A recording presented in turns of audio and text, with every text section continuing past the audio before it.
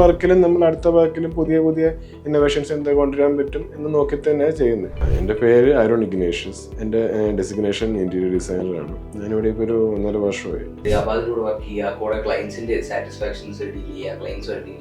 അവരുടെ നീഡ്സ് എങ്ങനെയാണ് as A designer satisfy ചെയ്ത് കൊടുക്കുക, ആ ഒരു ജേർണി? നമ്മൾ ആദ്യമേ ഇവരെ വർക്ക് ഇനീഷ്യൽ മീറ്റിംഗിൽ തന്നെ അവരുടെ മനസ്സിലുള്ള ഒരു ടേസ്റ്റ് എങ്ങനെയാണെന്നുള്ളത് നമ്മൾ സംസാരിച്ച് തന്നെ ഏകദേശം ഒരു ആവറേജ് നമുക്ക് മനസ്സിലാവും. അപ്പോൾ അതനുസരിച്ച് നമ്മൾ ഓരോ ഡിസൈനിങ് ഇന്ന രീതിയിലൊക്കെ ചെയ്യാമെന്ന് പറയുമ്പോഴേക്കും അവരുടെ ഒരു സജഷൻസ് പറയുമ്പോൾ നമുക്ക് കുറച്ചും കൂടി എളുപ്പമാവും. അവരുടെ ഡിസൈൻ കൺസെപ്റ്റ് ഇങ്ങനെയാണ്, ആ ഒരു രീതിയിൽ നമ്മൾ ഓരോ ഡിസൈൻസ് ഇനീഷ്യൽ ചെയ്ത് കൊടുക്കും. അപ്പോൾ അവർക്ക് അതിലെന്തെങ്കിലും പിന്നെ ചെറിയ സജഷൻസേ വരുള്ളൂ. അപ്പോൾ ആദ്യമേ നമ്മൾ അവരുടെ ടേസ്റ്റ് എങ്ങനെയാണെന്നുള്ളത് ഫസ്റ്റ് മനസ്സിലാക്കി കഴിഞ്ഞ് കഴിഞ്ഞാൽ പിന്നെ നമുക്ക് വർക്ക് അതനുസരിച്ച് ചെയ്ത് കൊണ്ടുപോകാം.